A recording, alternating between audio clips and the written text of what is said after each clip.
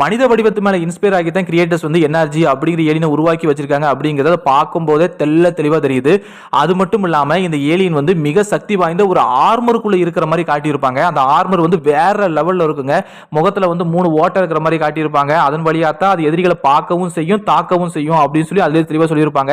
2 கைகள்லயும் 4 விரல் இருக்கிற மாதிரி காட்டியிருப்பாங்க. அது மட்டும் இல்லாம இதோட ஆர்மரை கலட்ட முடியாது அப்படின்னு சொல்லி அல்டிமேட் ஏலியன் சீரிஸ்ல வந்து ரொம்பவே தெளிவா காமிச்சிருப்பாங்க. அதுவே நீங்க ஆம்னிவர்ஸ் பக்கமா வந்தீங்க அப்படின்னா நிறைய மாற்றங்களை வந்து கிரியேட்டர்ஸ் பண்ணிருப்பாங்க அப்படின்னு சொல்லி ரொம்ப தெளிவாவே காமிச்சிருப்பாங்க. ஆர்மரை பெருசாக்கி இருப்பாங்க, தலையில புதுசா ஒரு ஹேண்டில் மாதிரி ஏதோ ஒன்று வச்சிருப்பாங்க அப்படின்னு சொல்லி காமிச்சிருப்பாங்க. உடம்புல நிறைய நட்டு போல்டு அப்படின்னு சொல்லி மாட்டி வச்சிருப்பாங்க. அது ஏன் அந்த நட்டு போல்டு ஏன் இருக்கு அப்படின்னு பாத்தீங்கன்னா என்ஆர்ஜிக்கு எப்ப தேவையோ அப்ப அதால ரொம்ப சுலபமாவே அந்த ஆர்மரை விட்டு வெளியே வந்து எதிரி கூட சண்டை போட முடியும் அப்படின்னு சொல்லி ரொம்பவே தெளிவாக காமிச்சிருப்பாங்க. நீங்க அல்டிமேட் ஏலியன் சீரிஸ்ல பாத்தீங்க அப்படின்னா அந்த ஆர்மரை கலட்டவே முடியாது, அப்படிப்பட்ட ஸ்பெசிலிட்டி வந்து கொடுக்கவே படல. ஆனா ஆம்னிவர்ஸ் பக்கமா வந்தீங்க